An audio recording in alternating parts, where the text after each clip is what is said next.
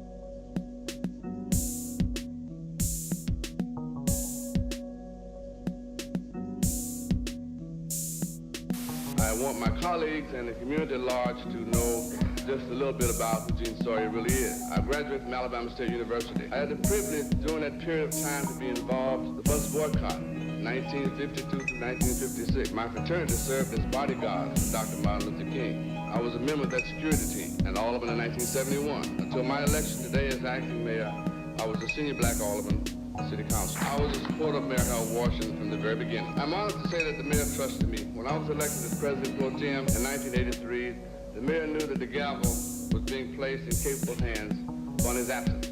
During the days of council wars, there were those who wanted me to be less than loyal to the mayor, but I was absolutely supportive of the mayor's policies.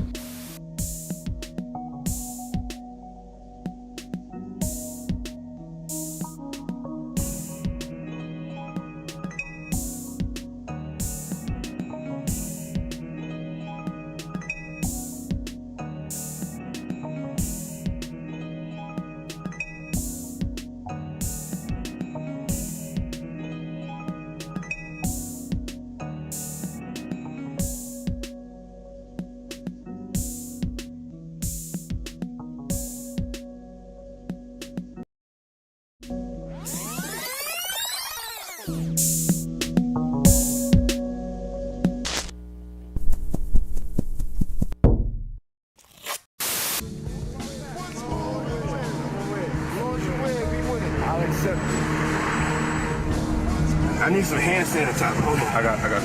I've been out in the streets amongst the people. Yeah, I gotta take a bath.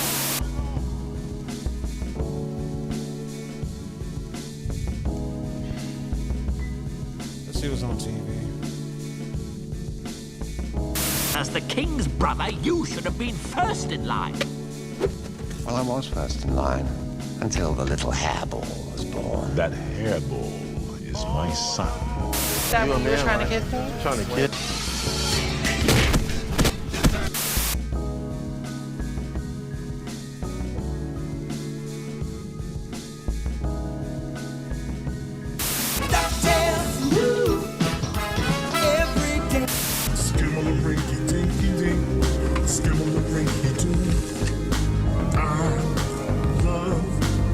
You bite the fry bites back, my man. Damn,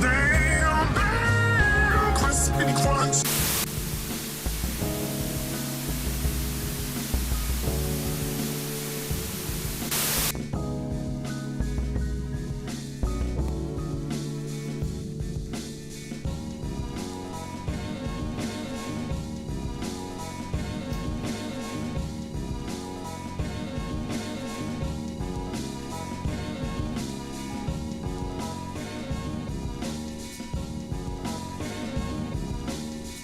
Let me put my mind on something that'll motivate me to manifest.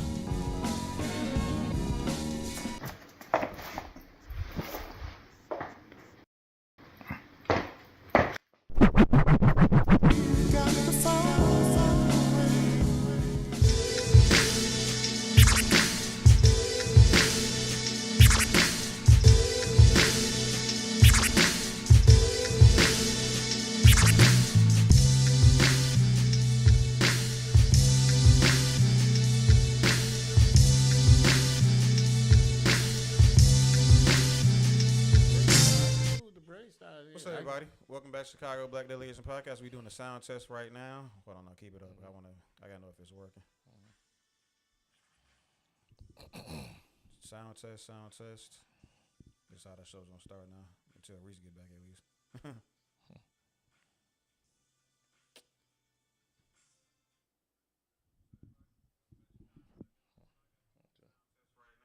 Yeah, it's cool. Okay, that's good. Okay. All right, cool. What's up, everybody? Welcome back to the Chicago Black Delegation Podcast. You are watching The Corner Show with me, Higher Thinking, and my guest for the day. King Savage. And yeah, it's been quite a week. It's been like a couple weeks since our last stream, but we definitely been uploading content for y'all like I had promised. We got more content coming along the way. For sure. There's been you can barely keep up with everything that's been happening lately. Every day it's a problem. If it ain't like the Epstein files, if it ain't aliens, if it ain't the war, it's some shit that's going on in your town, in our town. You know what I'm saying?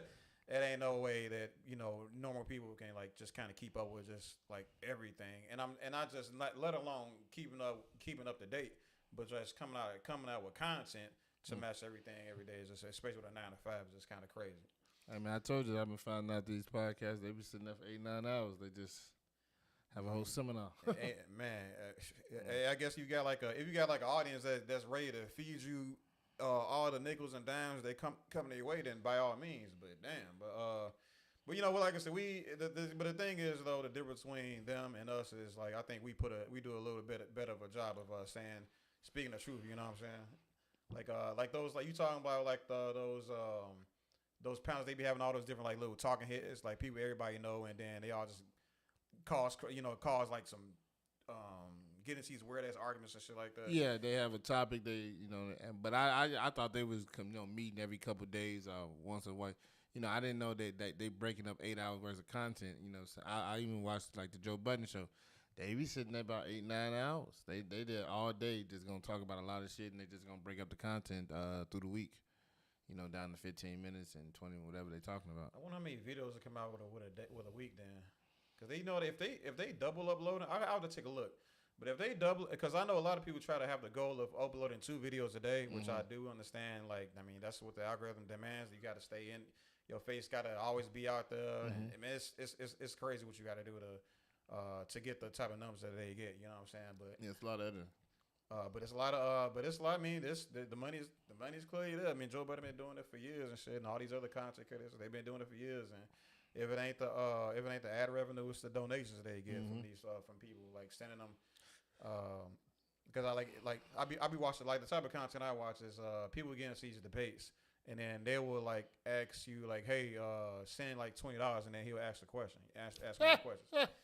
So I'm like, I'm like, here, you cool? You put anything in the chat, you know what I'm saying? We're going to read it, and then we going to answer the best of our abilities and shit. But that's what the game is these days, man. I be seeing people pay to get their comment to the top. They'll pay $2-3. You'll see me. They talking about $20.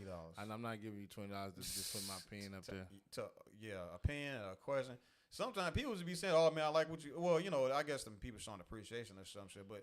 It ain't even be that sometimes. They just be saying, they just want to make like you said, like a statement or something like that. I'm like, man, like, bro, I'm not doing that. That person reading your comment out loud ain't. I mean, that people want validation. They want to be seen. I don't really care about being seen that much. You see me, you see me. If you don't, fuck you. Man, I see. It's funny because I'm not just watching this shit. I'm actually getting engaged in it. So I get my recognition, but I get my recognition by talking a lot of shit. You know what I'm saying?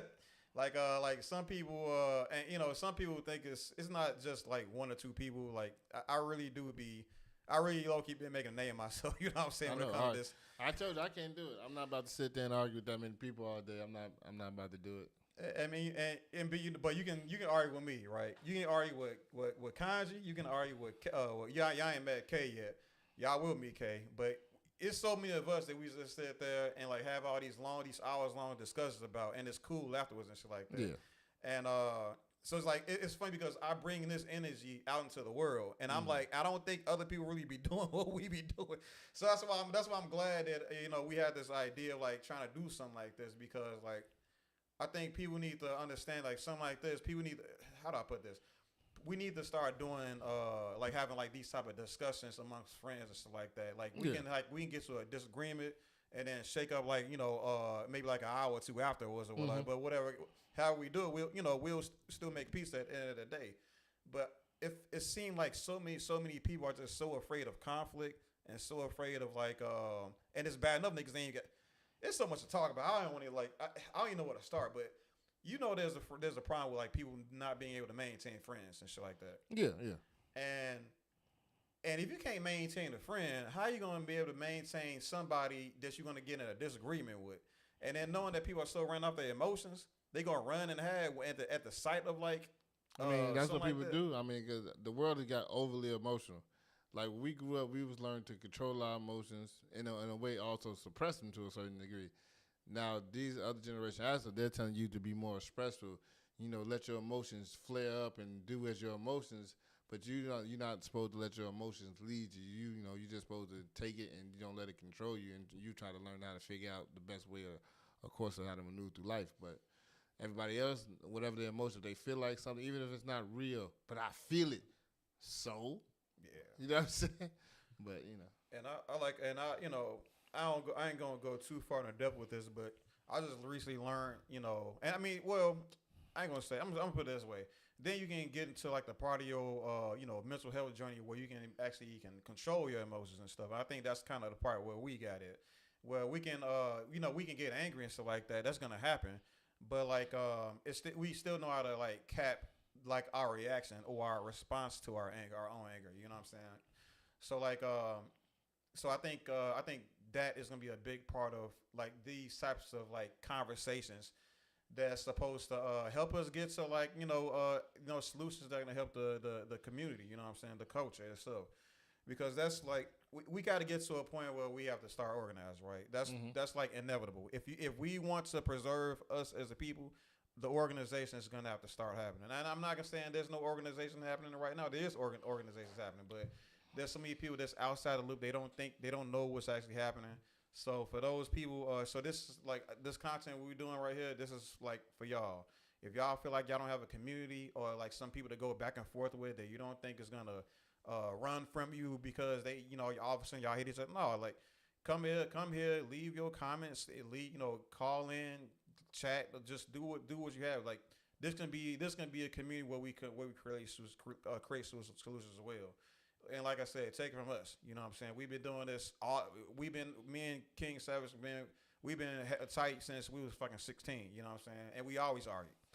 But like, one thing we always know at the end of the day is we still brothers. You know what I'm saying? And I think me and him and me and Kanji and Kay and fucking like a bunch of everybody else you see on this channel is gonna be able to exude that exact same energy. We gonna disagree. We might not even like each other for like a couple of hours, but at the end of the day, we still appreciate each other's perspective. Anyway, otherwise, we got a decent show today. If this y'all first time here, we typically break these conversations, these live streams down to 3 different conversations. I'm gonna intro and outro every conversation. Don't think it's we're ending the show because I'm outroing a segment. Instead, it's just again, that's just the end of the segment. When it's the end of the show, you will be the first to know. But yeah, I don't know what's been up, Savage. Anything new for you at all, man? Nothing new at all. My son, he got invited into a math competition. He did it the other day. He was going against high schoolers, kids of all ages. He said it was kids up in there second grade going against high school kids. I'm like, damn, this motherfucker smart. I'm gonna be mad if I lose a math comp to a 7-year-old. I'm gonna be a little upset. I'm like 16. This dude's 7. That's great. Cooking me. I barely saw myself in a spelling bee up there on stage with spell amongst my peers. But yeah, you talking about a math competition with high schoolers. Yeah. So that remember that show. Are you smarter than a 5th grader? Yeah, you may not be. Some of these 5th graders, they're on a whole other level than you. Yeah, man. But yeah, we got a pretty decent show today. As y'all see the title, it's gonna be a little bit of Epstein shit. It's gonna be some Tiffany Henyard, and then and of course we're gonna take a look at this Iran, what's been happening with the Iran conflict and everything like that. So, but first we're gonna just start with something that's really familiar with the both of us. This whole Tiffany Henyard thing. So let's check it out. All right.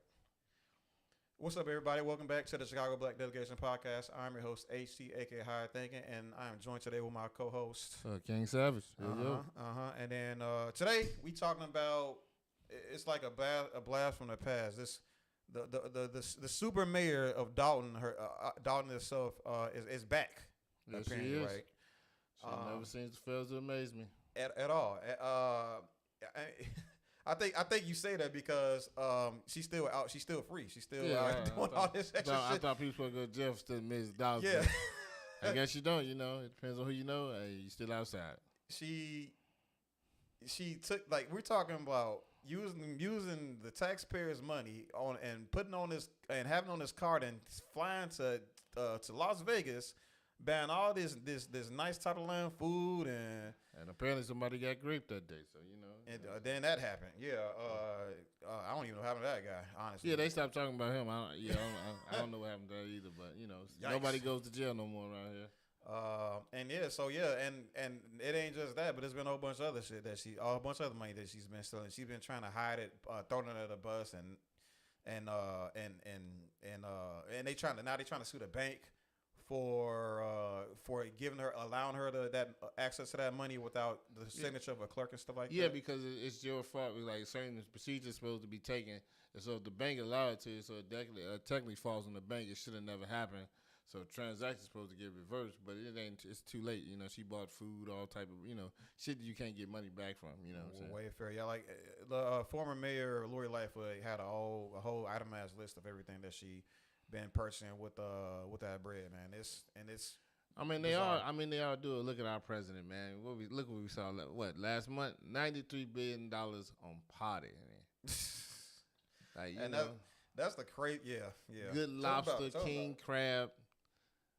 Donuts Steaks alone cost $150,000. Yeah, they was buying two different types of steaks. They was buying the sirloins, the ribeyes. It was levels to this shit.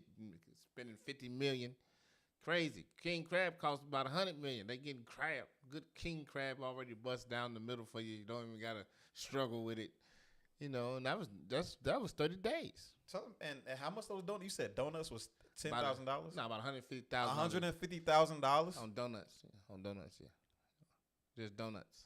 $150,000 on some fucking donuts. That's what they needed. It was millions of dollars on steaks and lobster. Oh god.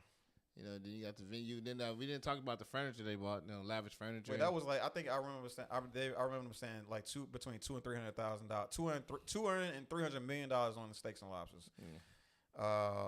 Here's my question. For the people that says I'd rather spend my money on our troops than that wasn't for the troops. That was just for the upper echelon people, how they like to eat. That wasn't even for the troops. They eat out of a little packet. There's a little packet that says what your food's supposed to taste like. It's gonna be red beans and rice and steak flavor, and you just gonna suck on some goop. No, man. Those are that's like the rashes. But no, that was like that. That was that party for the military. That's what they said, right? That was like the. That's what that's what I saw. That's what the Republicans are telling us, right? It's like they're saying that they spent $300 million on steaks and lobsters for the troops. That's what they said. What you talking about? That last day meal before you go to war type shit? Yeah, I think that is what that was. Yeah. Well, if that's what it is, that's just the meal they get before war. But that's I didn't. They did. Pete. What's his name? Pete Hitchison. How you say his name? Hegseth. Yeah. Keg's breath. What? Keg's breath. Yeah. That's how you say Keg's breath. Really? Yeah. Wait, we go with that. Don't say that. I'm like, no. I said, where's the keg at there? But Hegseth. Yeah. Hegseth. But he said that was for their own private thing they was doing. He didn't say that was for the troops. He said that's just for us. That what we were doing for 30 days. Man, I hope you're wrong about that, man. So the $93 billion is for the upper, like the elites, partying for the elites. Yes, that's what he was saying. In furniture, it was a lot of furniture, right? It was all type of shit in there. It's a lot of shit that add up to 93. But that's for a course of 30 days of them doing what the fuck they were doing for 30 days. You know what I'm saying? So okay. All right. Well, then we got the war. The war just alone for 1 week. That was $11 billion, just for 7 days. Yeah, and that money don't grow on trees. You know what I'm saying? But the problem is America. They keep saying they're broke. That's why they don't want to give us money for grant programs anymore. They don't want to have SNAP benefits. They don't want to have jobs. They want to have these schools. But it is money. We're watching you burn through it. We're literally watching you burn through it. Yeah, and I think the bank said Trump is taking out so much money. They said if he keep doing this, he's gonna crash us even more. I feel it was an outrageous number. I think they say he's taking out like $50 billion a week. He's asking for like a week, and it's crazy that people just ask for that type of money. I need another 50 by Friday. 50 what? Another B like last Friday, another 50. But that's $100 billion already. I know, and I'm gonna need like a couple more. Hell no. So. Okay. We definitely got to do a nice big deep dive on like the. But this was the president though that said he was not going to be doing wasteful spending and no more wars at that. And no more wars, and all we see is war, and wasteful spending. Exactly. Said that what the Dems do. But man, these Republicans show looking like Dems. Easy. Back to Tiffany Henyard.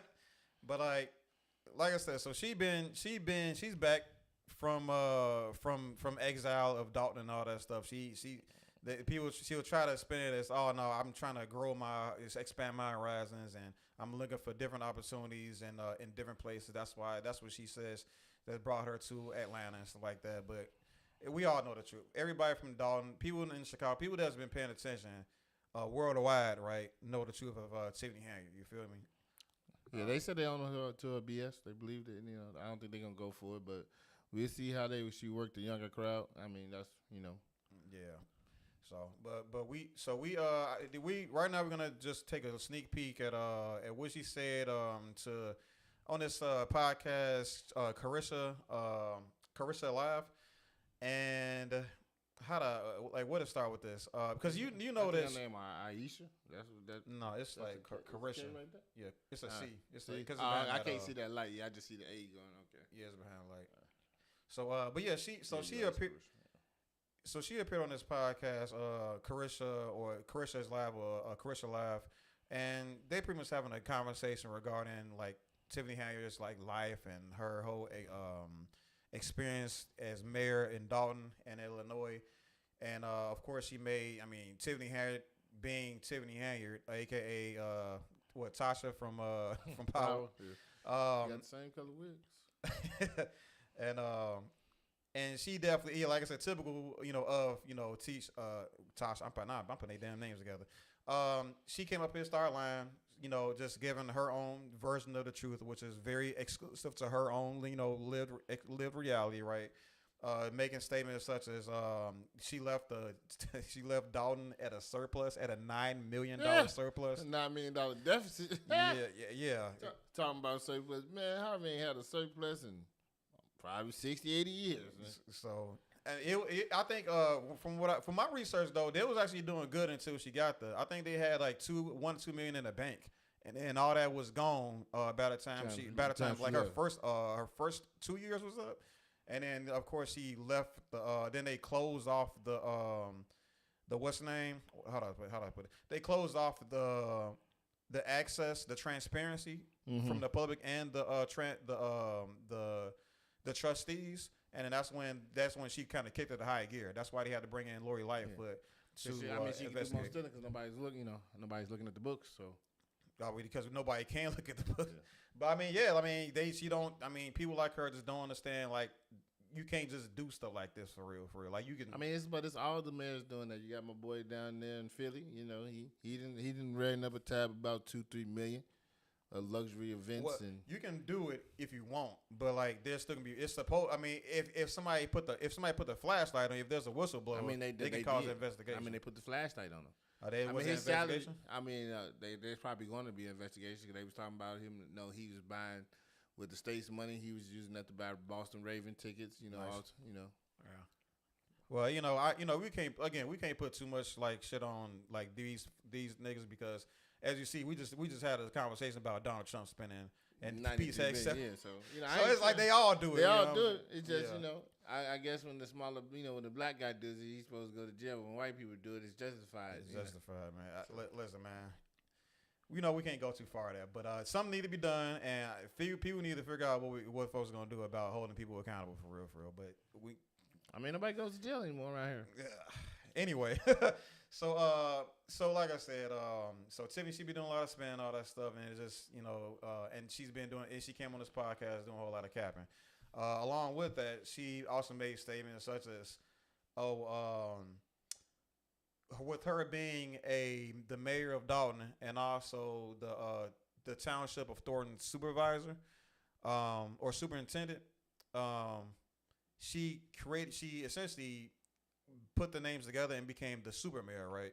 And with that statement, she also declared herself to be the quote unquote most powerful person in Illinois. Does that make sense to you? Not at all. You running a town of probably 10,000 people. I don't know how that make you the most powerful person in Illinois. There's millions of us over here, probably 15 to 20, maybe. I don't know. So yeah, we'll. I don't know the current population size of Illinois right now, but it ain't. To think you have more power, than the governor is like obscene levels of delusion. She don't have more power than a senator or nothing than that. Like she's a small, very small town mayor, small little speck on the map. She has to go and ask like the governor for money. Yeah, to keep things going. You feel me? The person you have to beg for money is the person that has more power than you.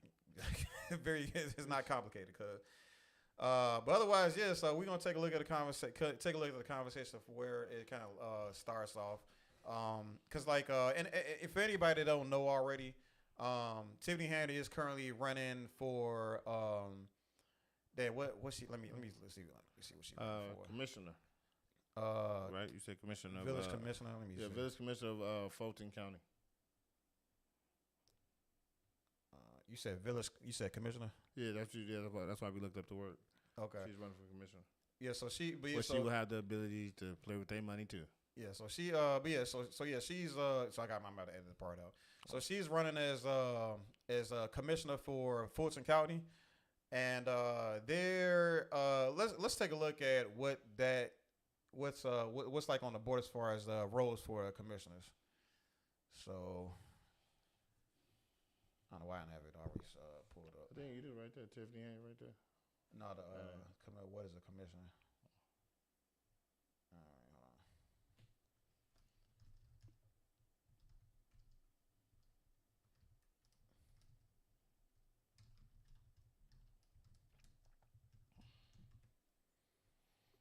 So, Google states that commissioners in Atlanta, particularly within Fulton and DeKalb counties, serve on boards responsible for setting policy, adopting annual budgets, regulating land use, overseeing county services such as the courts, public health,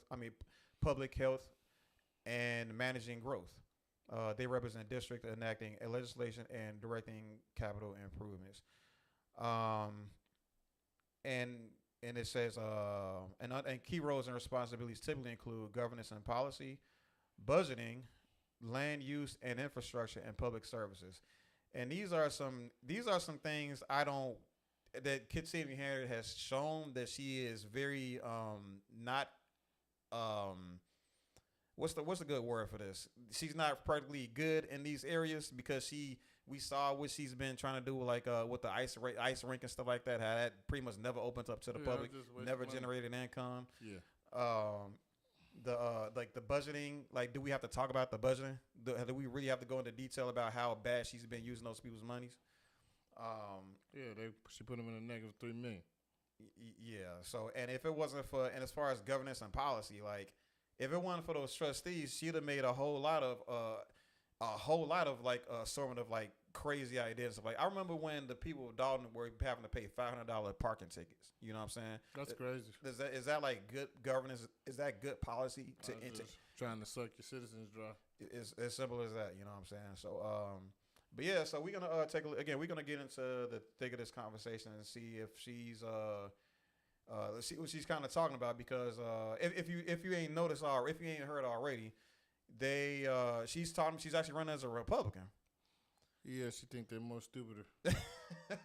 And specifically Atlanta though. Atlanta or Georgia or Atlanta voting Republicans specifically, right? I don't know much about them. I ain't know those people. I know that is a blue voting block, right? I mean, they said they cheated to get that, so it may not be that next time around. So so you think those Republicans? So would you say that with her running as a Republican, she will have a better chance, advantage? Yes. Because I will say this. I mean, she's not gonna have advantage mostly because she's a black woman, but it depends. Like, it just depends on how racist them counties are. But I don't live in Fulton County. I don't understand that. You know, I know it's black people live there. That's supposed to be a middle class area of black people and and white people. So I don't know. I don't know the demographic to tell you what may happen. But I mean, if she talk a good game like how she ran the game over here, it can work. But if they do their research on it, because her name was buzzing as a person of fraud. So I don't see them being easily tricked. If she somehow wins, I mean then they are stupid. But it's up to you, Fulton County, for real.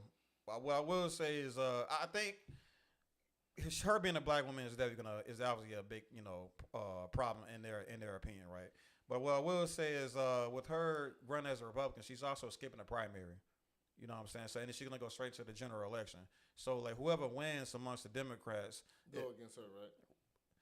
Go against her, right? So and then I guess she's banking on how how bad the Democrats have been doing as of late, and she's trying to there's like a big you probably noticed online, but there's been a big push of anti-Democrat that's the internet narrative, but in reality, the Democrats been whooping them, and so the Democrats are people.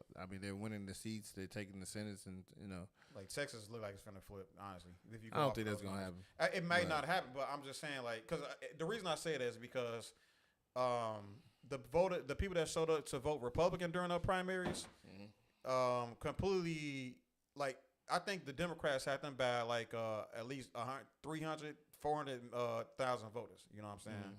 And that's just like that area alone. But if the middle class people, if the independents show up and they vote Republican, then okay, it is what it is. You know what I'm saying? But I think independents typically vote. I think as far as because if you go by the approval rating of Donald Trump, the only people that actually approve of Donald Trump right now is like MAGA and Republicans. Like I think they're at an 80. It's like Fox News got this they have this infographic stating that. Fox is blind all the time. They have this infographic stating that amongst Republican voters, Donald Trump has an 84% approval rating amongst. You probably do because them motherfuckers delusional. Yeah, so that's what I'm saying. Like that's very I don't know, man. But when you add in like Democrats, obviously Democrats like they'll put that nigga in the negative if they could. I think it's probably between 20 and 30%. But independents don't view Donald Trump highly either. You know what I'm saying? I think they're more the illusion, if not outright anti or ex-Democrats. You know what I'm saying? But ex-Democrat don't necessarily mean that you're dumb enough to be a Republican. You know what I'm saying? So what I'll say is this: if she manages to win, yes, they will be dumb. But I think I can see that possibility if Republicans in Atlanta see a way out for Georgia, because I'm not gonna go too far into this right now, but there is like on the internet, you're right, but maybe not real life, because this internet definitely is not a real place a lot of times. There's definitely is a growing trend of like again anti-Democrat narrative and speech and shit like that. So, but it's like you said in real life, them votes say otherwise.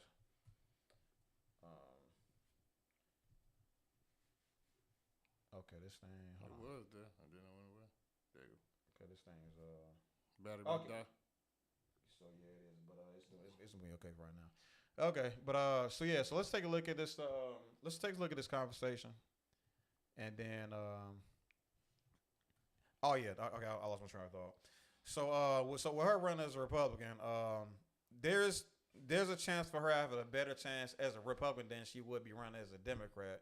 Not to say she's gonna win, but my question is this: is she gonna be able to grift her? Is she grifting right on being a Republican, or is she actually truly is a Republican? And if she is truly a Republican, can she will she be able to fit in with the party, or if she's grifting right, will she be able to trick her way into the party? So like, there's a lot of gay people in Atlanta, and they're not Republican.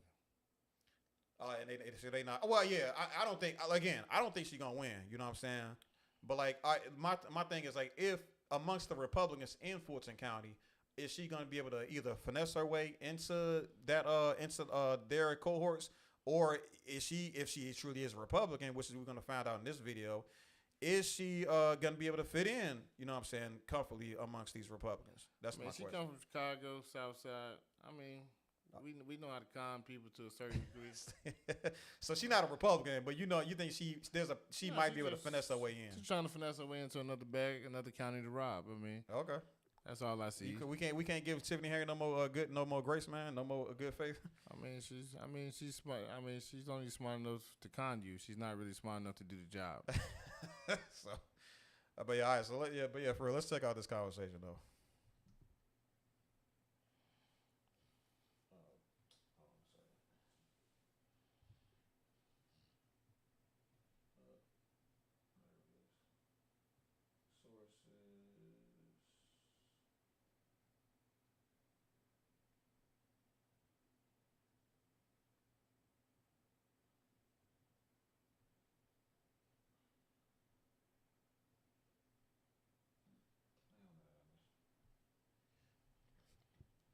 Okay. Just because of what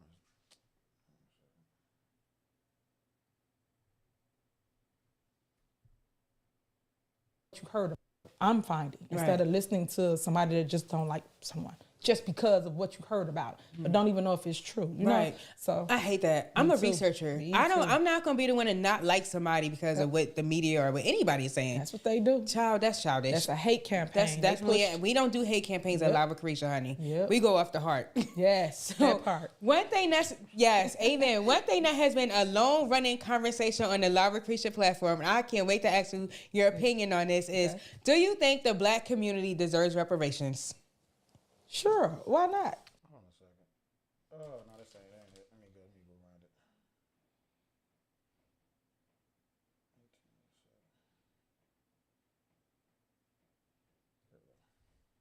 Definitely will feed the people. Yeah. I'm gonna stay on you on that one.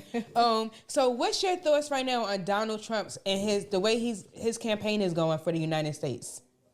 Well, I think that again, people should educate themselves before judging, because a lot of time people always judge a book by its cover. You got to open it up and read. Right. If you read, you will find out other truths that is not being broadcast by the fake news. So okay, so real quick, yes, we know.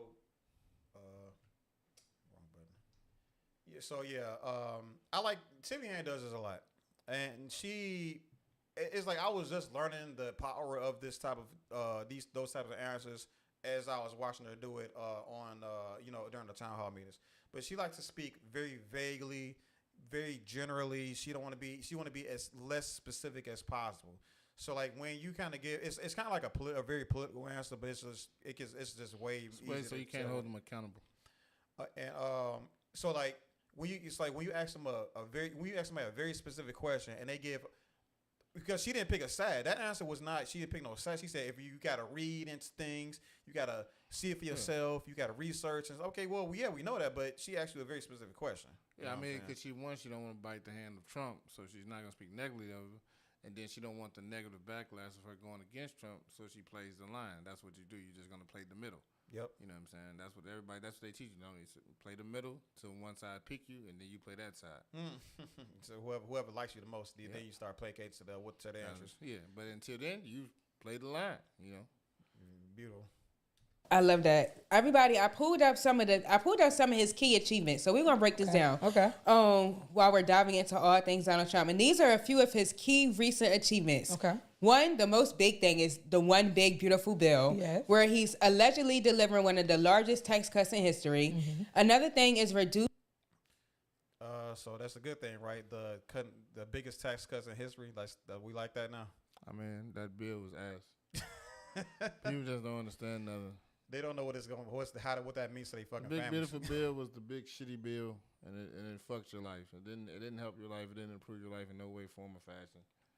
The only people it's helping is like the top 10%. Yeah, that's it. That's the highest earners in America. I mean, y'all talking about no tax on tax on overtime. Most of your jobs don't even give you that much overtime, so it doesn't matter, man. Especially when everything is tight because the economy is shot. So you're not even getting overtime like that, bro. It's just, and they're gonna tax it another way. It's just, they just find other ways to take your money. You just didn't take it that way. So yeah. Okay, you know it. Reducing the federal workforce. Mm-hmm. Something else I found was tightening up border and immigration enforcement, where he declared a national emergency at the border and we ain't gonna spend too much time on all these different points, but my whole thing is like the Biden administration, even though things went out of control during his administration, we all can agree to that. They still try to push forth a bill, two separate bills to address the border crisis. And like word on the street is right, or allegedly right. Donald Trump made the call and told these people to vote no on that bill because he wants to run on himself. He wants to be the one to fix the problem. I mean, I think they said that. I mean, I don't even know if that was allegedly. I think that was very known fact. They just want to go let Everybody Biden said it. Yeah, like no, they're just not gonna let him do it. So people will like him again. They don't want that to happen. They don't want the Democrats to have no type of steam going into the next election. So they would Republicans rather fuck up the country. Same way Democrats do the same shit. No, we gonna let you burn a little bit just so y'all be on our side when we really need you. You know, they both do it. So that's why it's really fucking both. It's just fuck them all. So Political gains. But like I'm calling him as I see him though, regardless. Lastly, he's working on a Golden Dome missile defense system. So some analysts argue that they don't necessarily help the people, while some are skeptical and some are saying that these type of things. I guess we should be nice and say the Golden Dome is pretty. Is that not a bad idea, or is that a good idea? To be fair, I guess. I mean, no, that's a great defense system. It's supposed to be till you overwork it, I guess, and see how But it's supposed to protect you. I mean, it's supposed to work. I just hope we got the money for it. That's all. I mean, we don't.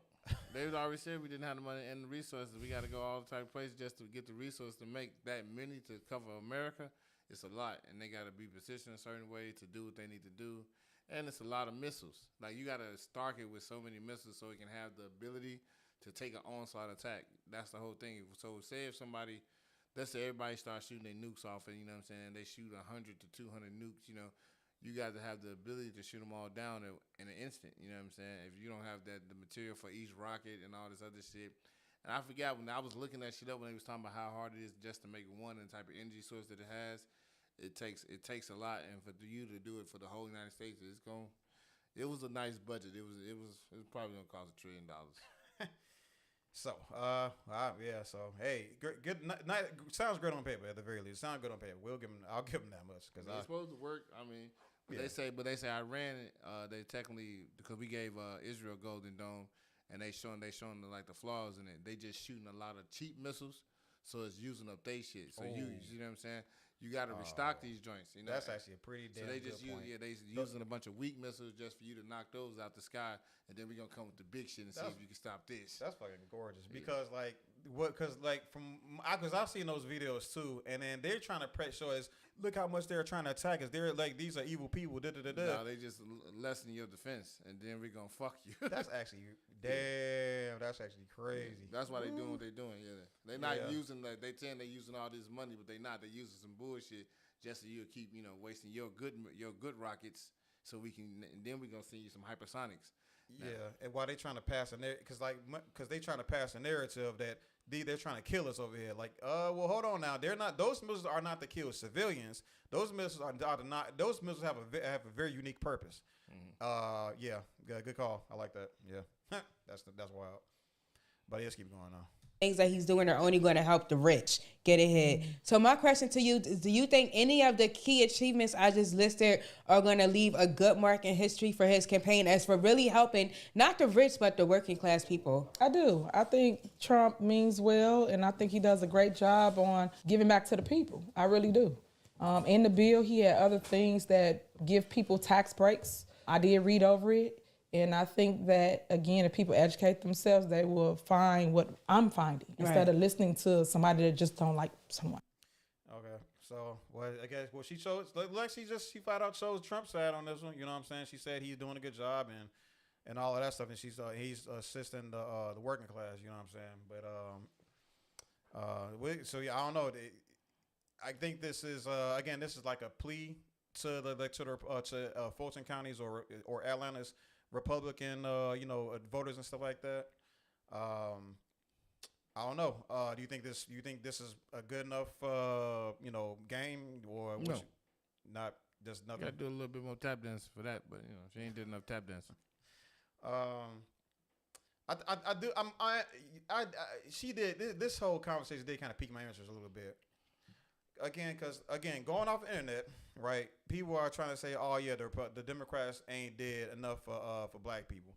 And if she believes that she can come at the perfect time where people are talking about this, and she coming to Atlanta, which has a significant black population, But does she? But is it? I mean, does she really think these people are majority? Are this black population in Atlanta are majority majority turning Republican? I mean, technically, Georgia just turned red like a couple years ago. Blue a couple years ago. It was always been a Republican place. Mm-hmm. So that when it turned blue, that was historical. For the fact that you think it's going to turn blue again twice, I don't think that's going to happen. That's historically it's a Republican state. Yes. Yeah. Very true. So the whole notion that that she's going to come in, I don't think that's it's never really been a strong Democratic place. I think that was just a time when they were really pushing that type of narrative, and they wanted to change. They wanted to see something different, and now we got to believe. Now, if they saw something different in those 4 years, they liked how the Democrats ran their city, then it may stay blue. But if they didn't like how it was done and how it was going, they're gonna go back to what they always know. Yes, but I think so. I mean, so would you say that she would still have to rely on a majority white vote in order to turn to win? I don't know that county, so I don't live there. So like I said, I don't know the demographic. This is not the whole. Atlanta. So this is just a small little community with a couple thousand people. So. Okay, but again, like amongst that community, right? It's still got to be she's pulling a majority of her votes from the white Republicans. Yeah. Even though she's the Republican, doesn't mean those white people may vote for the Democrat just because you're a black woman from Chicago. Damn. And they know you're a liberal, and they'll actually vote against her just because. Yeah, they know that you're not raised like them. You're not from here. You know what I'm saying? Like, a lot of people don't really like to vote people in that's not from the, like, people didn't want to vote Lori Lightfoot, especially when they find out where she was from. But she's not even from Chicago. What the fuck we doing this for? Okay. But they still rock with it just because they didn't want to go with Chewy, at that time. So okay. So yeah, I don't think like I said, her just saying that, oh yeah, I like Trump. Trump been doing a good job.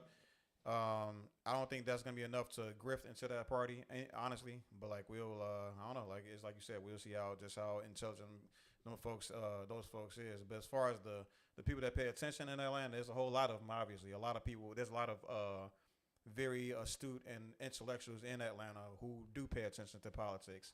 I'm pretty sure Stacey Abrams is gonna speak up. Killer Mike ain't saying nothing about it. So that means they ain't fucking with her. So yeah, I think I don't think she's not gonna get through to that. It's just up to them to like speak up and let everybody and convince everybody that this woman is not to be trusted. Let's just vote for the Democrat and like she said, she wants people to do research. So when they do research on you, they're gonna know that you are not a good person, and they're gonna know you're not a good mayor, so they're not gonna vote for you.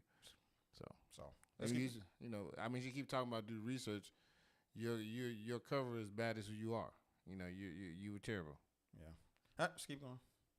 Just because of what you heard about it, but don't even know if it's true. You know? So I hate that. I'm a researcher. I'm not gonna be the one to not like somebody because of what the media or what anybody is saying. That's what they do. Child, that's childish. That's a hate campaign. That's definitely we don't do hate campaigns at La Lucretia, honey. Yep. We go off the heart. Yes, that part. One thing that's very misleading. Yes, amen. One thing that has been. That's why they say women shouldn't be leading shit. But I ain't trying to be rude, but that's why. I'm not the hard. That sounds stupid. That's just these women, bro.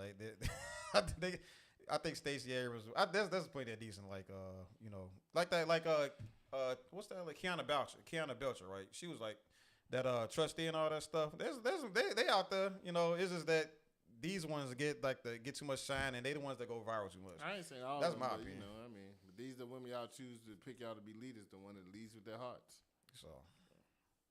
A long running conversation on the La Lucretia platform, and I can't wait to ask you your opinion on this. Is do you think the black community deserves reparations?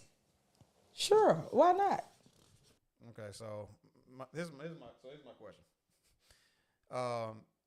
When those white Republicans that we said that, hey, these are the people that she's gonna have to appeal to in order to vote in a Republican, when they hear something like that, you think they're gonna believe that she's a true bleeding red patriot Republican?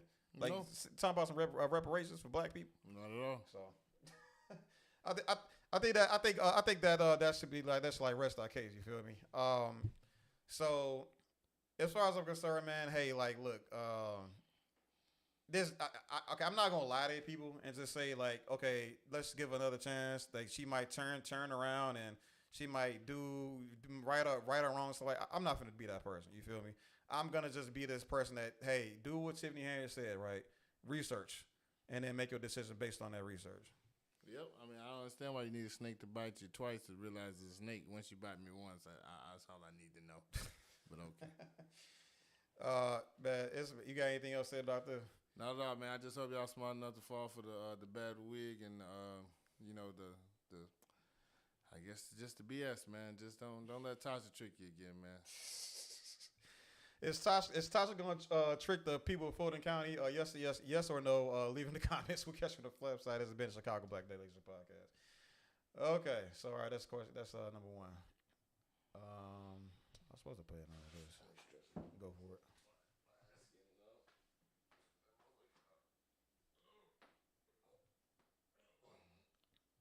Rose. Oh, that's why, because I had it on a different thingy.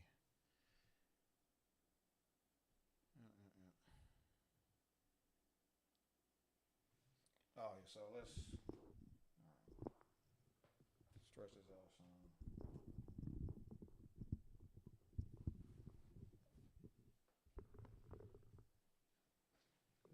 You was doing the Rockaway, man. Ass is numb. I'm trying to get my ass is numb. I'm trying to. I can't sit in these type of chairs no more like a young kid. I can't do it. Hell no. All right, we're gonna get you. Maybe we get some donations. Get you a special made seat, man, for King for Savage's ass. Savage ass.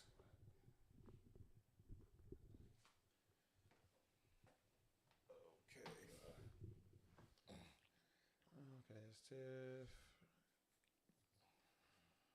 So yeah, we're gonna just kind of watch this, watch the majority of this, and we're gonna just like we pretty much gonna skip his commentary, and then talk about what Terry Crews talking about, and then and then we'll just probably go halfway, something like that. Just how long the conversation gonna go. Let me see what time it is. We already at an hour. That shit's crazy.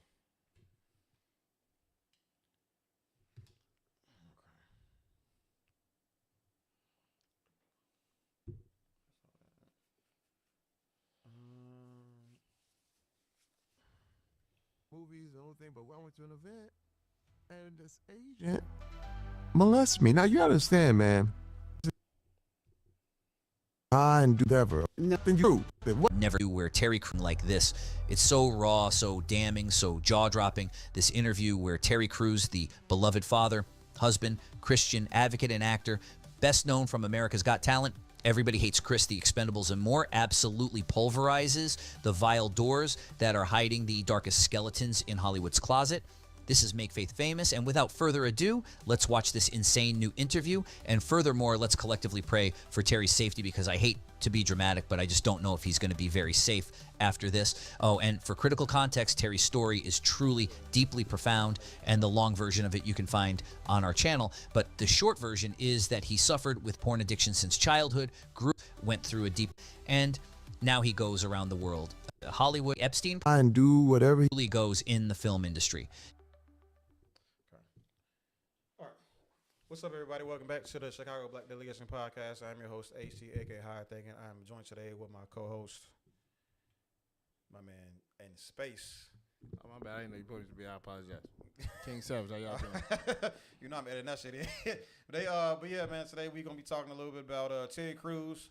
Terry Crews and his situation, his dealings with Hollywood, basically, right? And I mean, it was just Harvey Weinstein. He only had a problem with one person. It was just him, huh? Yeah, just Harvey Weinstein. It wasn't all of Hollywood. It was just Harvey, one man that was very powerful in Hollywood, though. That's all. Okay.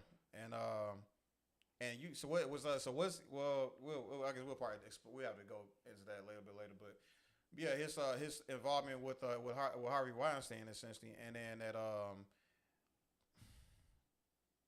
let me try this. Let me do this again now. And on this episode, we're gonna be discussing Terry Crews and his conversation with damn, I forgot. Was it ABC? I forgot. I don't know who you're talking to. Yeah, we're gonna say it was an interview. Yeah, we'll be discussing this interview with Terry Crews and him talking about his time in Hollywood and what he experienced in Hollywood, right? and and I believe we're gonna, and there might be some connections into like this whole Epstein situation and all that stuff. So, I guess let's go ahead and check it out and see what they're talking about. He would get high and do whatever he wanted to do, crazy stuff. Yeah. The CFO of William Morris Endeavor, a man died in his home dungeon. In his home dungeon. I'm gonna tell you that. I'm not saying this to just. It's not a fake. It's not nothing. You can look it up right now. They might have swept it off the internet. Yeah, no, it's true. And wait, the police didn't even. The police, man, dead. But the police didn't do nothing. What is that? This is Hollywood. All this stuff is going. It's people got a whole bunch of stuff going on, right? And we walked in on it. We literally at this party. This guy comes and he's grabbing me, man, and I'm going, get off me, man. What are you doing? And he looked me in my eyes, and he was sticking his tongue out overtly sexually to me. I mean, it was no mistake that this was a sexual type tongue move. And I'm going, and I'm thinking it's a joke. I'm thinking, is this how this guy breaks the ice? I don't understand what this is. I reach my hand out, and he takes his right hand and under mine and immediately squeezes, grabs my genitals, and I'm jump back like, hey, whoa. And he jumps back, and he still does this tongue stuff, and he's making weird noises, and then he comes back again and grabs me again. And I slap his hand away, push him back more forcefully, and I'm like, what are you doing? Yeah, so listen, man. Wrong button. Yeah, man. That shit don't fly around here, man. I mean, I would have punched him like. I'd have punched him clean as soon as he did it. I would have hit him right in the jaw. I wouldn't have looked, and then I would have threw an elbow. I wouldn't be talking about, hey, stop. I would have. In my alibi would have been like, look, I felt something, and I have reactions to when I have certain type of when certain things happen to me, I just move. My body just moves. You feel me? I didn't see who it was. It could have been a dog for all I cared. That something was on because of elbow because I was being touched inappropriately. You know what I'm saying? So that'd have been my alibi. That's all I gotta say about that shit. But yeah, as far as that, I wouldn't have saw no tongue. I wouldn't have had a chance to say anything. It would have been balls flying. This is a bit. I'm just saying, fam. I mean, yeah. So that shit ain't gonna work for me.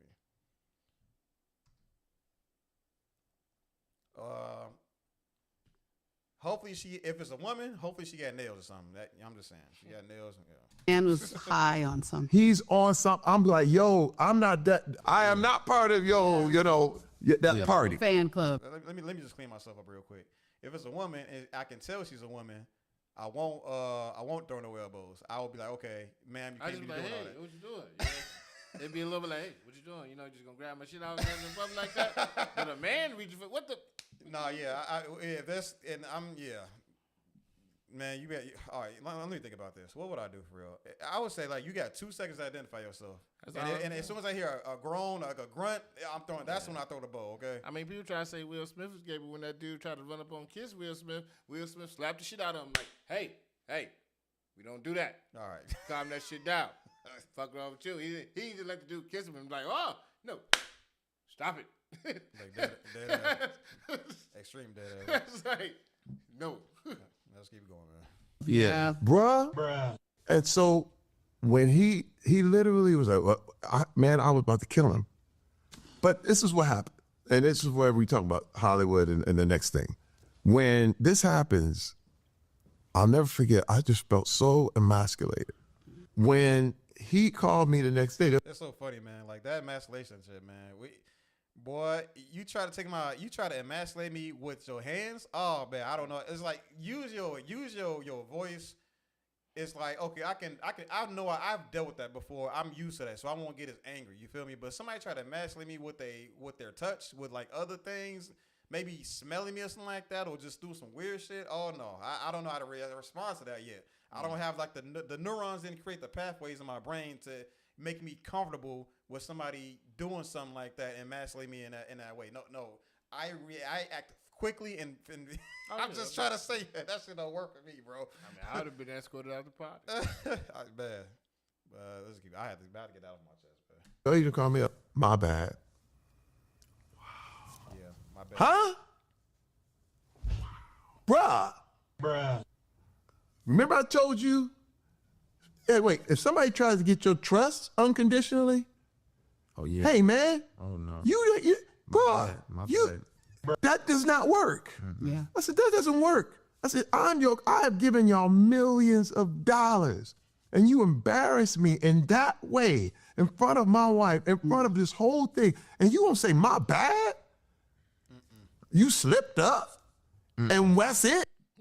He probably had, like you said, he probably was off that shit, and he said, my bad, man, I was just tripping. I was off, I had a little bit of drugs that day, a little cocaine, mixed with a little blue ecstasy, then I had some pink rhino, and I was just a little, I was off it. That's why I was licking my tongue out. Cause I was trying to grasp for air. Grasp for air, that's all. No, I was hormones through the roof. I need to do something. Yeah, fucking bro. Gotcha. Yeah, that shit ain't. Yeah, I wouldn't. Yeah, man. Well, he would have said that. At least he called you. Most times when Harvey Weinstein did some wild shit, he didn't call nobody and say sorry shit. Even about his goddamn day. Savage, he wouldn't have called me, bro. I'd have been. His jaw would have been dislocated. And wait, and I went to the heads, I went to everybody, and they told me like, and the head of William Morris Endeavor looked at me and said, I said, bro, I can't let this happen. He said, give it your best shot. Yeah, do what you gotta do. You understand how evil that is? If I'm you. My bad. Say it again, man. What you say, man? He said, give it a shot. Because he know you can't do nothing. If you try to do something, we're just going to exile you. You're going to be a broke nigga. That's some wild shit right there, man. That's some wild shit.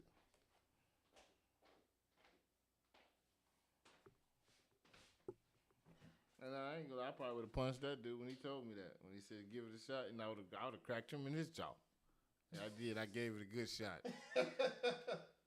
I'm done with Hollywood. I'm just gonna take my buddy what I got. I'm gonna buy me a little house in the suburbs. I'm cool, and I'm gonna die old man with my dignity. But fuck it, this fame ain't worth it. You said the fame not worth it? No. I would have left it. No, yeah. As soon as he would have told me give it a good, I would have cracked him. And then when I was found, I would have cracked him. And I would just took whatever came with it after that. So like, yeah, y'all like listen, man. It's bad enough I didn't turn around. Like he said it himself. He said I was going, he's gonna X him. You feel me? But he's not telling the story how the first time he told the story. He's like, so I don't really like that about him. So when he told the story the first time, for what he said right here, he said he was on X him. You feel me? And then and for him to spare this person, Epstein. See, the point Weinstein, huh? He's not telling the story right. Well, so yeah, he said we'll he was get about to. we'll get your story, man. I'm just saying he's not telling the story right the first time he told it.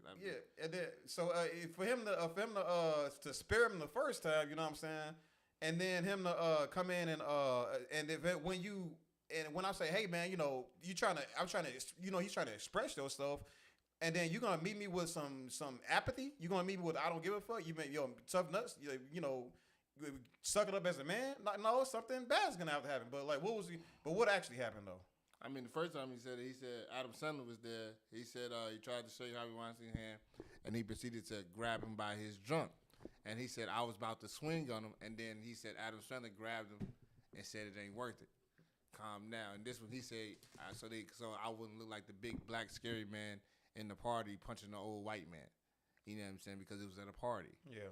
Now he's changing the story. I think the first time he said that Harvey Weinstein didn't apologize for nothing.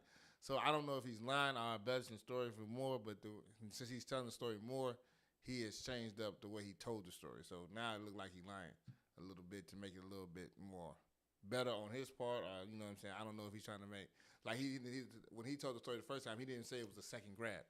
He said it was just one grab. He grabbed him. And he was about to, and then Adam Sandler grabbed him and said, don't do it. Yeah. Because of who he was. Don't do it. Yeah, you know what I'm saying? So. Yeah, that wouldn't happen for me either.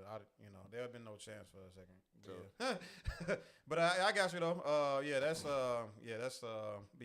don't know if he changed the story up. I don't know. I mean, cause I heard him talk about this many times. This is the first time I heard it told this way. So tell me I work for you.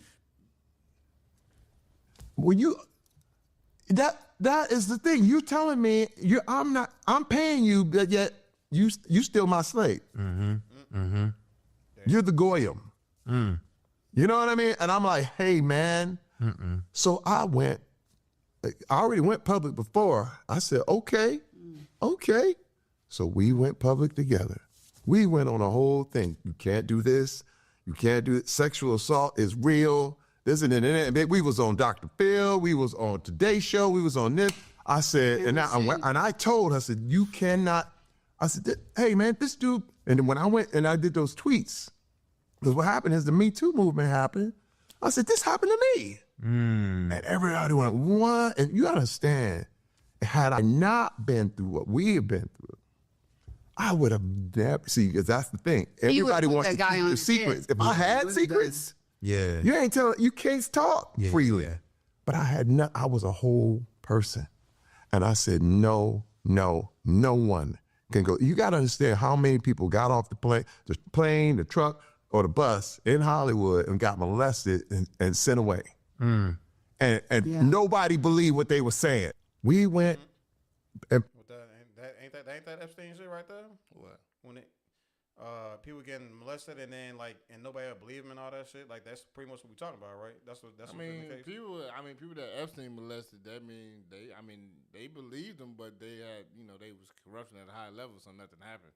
Yeah. It wasn't that they didn't believe him; they believed him. Now his is probably something different because he's talking about one of the most powerful people in Hollywood. People in Hollywood know that he did it because he's not the only person he did it to. You know what I'm saying? That's why he's in jail right now. Rikers Island. He was just complaining the other day because he been getting his ass whooped. Talking about, I've been punched in the eye, almost stabbed, and it's really hard in here for a guy my age. Well, play silly games here, bro. I mean, he is old as fuck, but hey, that's when they got you, bitch. Yeah. Now you see old and weak, you can't fight, can't build your name up. You just gotta get your ass whooped and just hope that they don't put too many dicks in your mouth. That's all. That's insane. We can't talk about this too long, but I'm seeing what happened with Larry Hoover when he got in jail. He took that motherfucker over real quick in a hurry. Before he was like a teenager still. Yeah, he was like early 20s. Early 20s, yeah. And Epstein, what's his nigga name? Harvey Weinstein can't get no type of. He like 70 something there. It's a wrap. Not enough. He can't establish his dominance essentially. Hoover had a gang, so it's different. Hey, this is my shit. It's different. He's just a rich white man. His money could help. But that's if they want the money. If they really just want to hurt you, they don't care about your money. Okay. If you really nasty and like rape, they don't. It's laws in jail. If you're a real rapist and they gonna let you get them, they don't care about that money. They don't give a fuck. No, I'm going to fuck you up. Yeah. You know what I'm saying? We're gonna rape you every day, sir. And then they still may get your money too, and they gonna still rape you every day. It just won't probably be as violent. Gotcha. I'm sorry, Greg. I'm probably. You were crazy, man. I think you can't say that word. It was crazy. Everybody was like, how can Terry Crews get molested? He's giant. He's big. I was gonna say he's a big black man. I said, hey, because you chose to not crush his head. Hey, well, and the thing is that even if I did, does that mean I didn't get molested? That's true. See, that's true. People want to say this, man. I started to examine it, and you have to examine it too, because I saw him and I saw this agent as another person caught in an addiction. And here's where Terry's story takes an amazing turn, and he still slams Epstein and leaks some incredibly dangerous and juicy information in just a sec, but he takes a surprisingly, a shockingly, a heart-wrenchingly compassionate approach to Hollywood abusers here. Yes, you heard me right. Where because he understands the dark and twisted nature of where else, it's like let's hear him out with all that in mind. You see, I saw it for what it was. Here's a man who had secrets he couldn't get out of. And he got all these clients and he risked it all. You understand what I mean? That's what the addiction does. You go, why would I risk this? And that's what people don't understand. The Epstein stuff, because what happens, it grows and grows. And you see the secrecy? And it grew. And it was under the carpet until the files got open and it stank. And it's nasty. And you see how rank and foul it gets because they all waited and were hoping one day, like I used to. Like literally the world was like, what is it we don't know about y'all? Just like she asked me. And all of a sudden, remember, it will be revealed. Yeah. No matter where you are, it will. And I sued him. Bro, I spent So real quick about what he just said there. I get it. It makes sense to me too. I think we can say it started with something. Well, you know what, and I might not. Maybe might be just say some lighters, but what he explains it as is it started out with something small, and then it just grew because maybe it just became a thing where people like what was kind of happening there. It started out with who knows how it started, like what kind of kinks was happening. Yeah, you talking about their little sick habits. Yeah, it starts off small. Any addiction always starts off small. Yeah. First line of cocaine, you don't do 50 lines you first do. You do one line. Yeah. Then the next day you may do two. You see what I'm saying? Then by the end of the week you're doing 10. Mm-hmm. You see what I'm saying? And then you find friends. Yeah, then you got friends. Then you doing more cocaine. Now you like the cocaine ain't really doing it. Now it's like, oh, you want to shoot up? What's that? Oh, it's liquid form. Take it in your butt. What that do? Now you like, oh, now you gonna do that for a little while. Then you gonna come across. Now I'm doing crack. What's crack? You see what I'm saying? The habit's gonna keep growing because the problem is with addiction. They all, like he said, they're always chasing a new type of high. You see what I'm saying? So that's the dumbing effect. That high is a sexual high. So now he gets off on taking it from people. That's his pleasure. You know, that's not you just giving it. People always want to give me things. Now what happens when I take it? You see what I'm saying? That now he wants to take. Idle hands. The devil playground. They get bored. It's bored. It's just like that's too easy. It's same with with a lion, bear. They meant to hunt, same as men. When everything is always given to the predator, he gets bored. I got to do because you want to hunt. You want to take something. Yeah. So start out with something small and just doing maybe some drugs here and there. Then it became this powerhouse, the Epstein files. So I get it. And drugs warp your sexuality. The more drugs you take and having sex, it warps mine. And you start liking weird shit. Fuck you up, bro. Roger that. $500,000. We spent $500,000 of our own money. And let me tell you, I would go to home and I said, babe, we can't do this. And wait, and when I did the tweets, I knew Hollywood was over again. Because everybody was like, Terry, you went up against William Morris Endeavor, the biggest agency in Hollywood.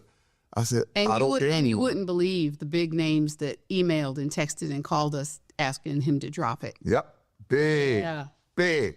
I can't help but wonder who those big names are. Shoot a couple movies, give you $40 million, make you hot, A-lister. But you got to stop what you doing right now. And you be like, do I want the money? Do I want my pride? Sound like he chose his pride. Yeah. What do you think? Let me know in the comments below. And I was like, nope. We out. And we were tapped and we were harassed and we were gang stalked. And how long this process take? Oh, it was a 2-year process.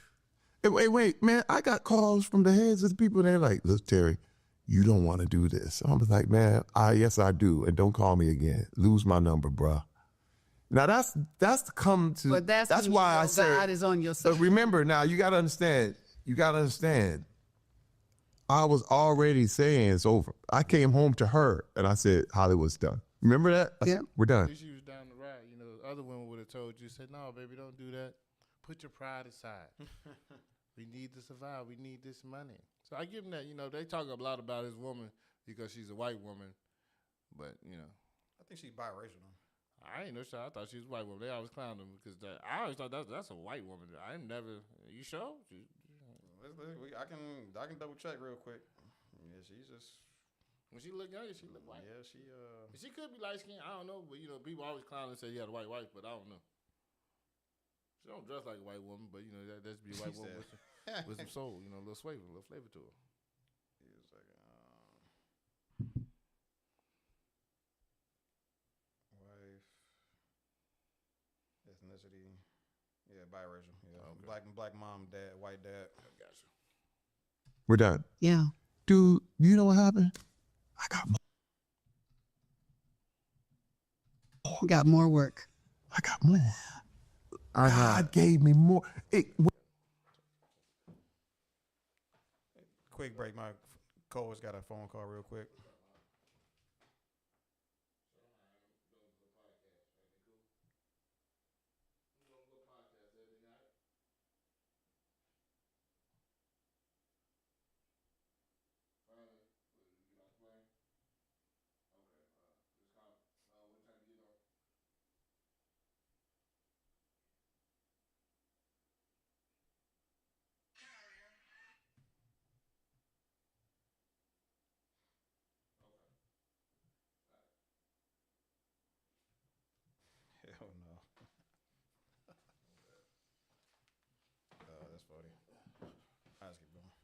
went bigger. People were like, this is what we're talking. He's saying it. He's been saying it. And wait, we suspected it. And wait, and let me tell you, this is what happened. And even when they tried to deny it, I was $500,000 in. I said, I'll spend $1 million to win $1. And that's what I would constantly say that I will spend $1 million just to win that $1 that they owe me. And again, this is some deep, profound stuff right here. And again, as someone who's done a deep dive into Terry's faith and his abuse expose, I can tell you that he's never revealed things to this degree at this depth like he does here. And that's why I can tell you all with supreme confidence to really keep your ears open and listen to what this man says next, because this is some of the realest, the most, I feel like I'm in a really good church listening to this guy, to be honest. It's not about money. It wasn't about money. This was about, we got to take a stand for all the people who couldn't. Imagine all the little girls that couldn't say nothing. All the people the men that have been molested. I ain't even talking about the women. I'm talking about the guys that have been molested and whatever, sent away, and then, we don't believe you. That's good. I said, we have to make this stand. And you know what happened? All these people came and joined. Other victims of this man. And we didn't go, they said, we don't want to be a public facing, but we'll join you. And I said, oh. It was like 13 people. Yeah, and wait, William Morris was like, we quit. Here, we'll give you your money back. Yep. He got him out of there. Before they said there's no way he could leave, he's a partner. And then I was like, can he leave now? They was like, yeah. Yikes. And bro, God stood up for us. Yeah. Good. Wait, and not only did we get our money back from that, because we'd have to go to court, but God was like, you get 100 times. You see, that's what I'm talking about. That integrity and that faith is what caused him to be seen in a closing. You want to honest thought thing there. Now back to Terry. You see, man, and it's so wild because by making that stand, I've had people who've given me jobs and said, dude, you know why we hired you? Because what you did. Because we know who you are. We know. Because you risked everything. But see, people don't know this.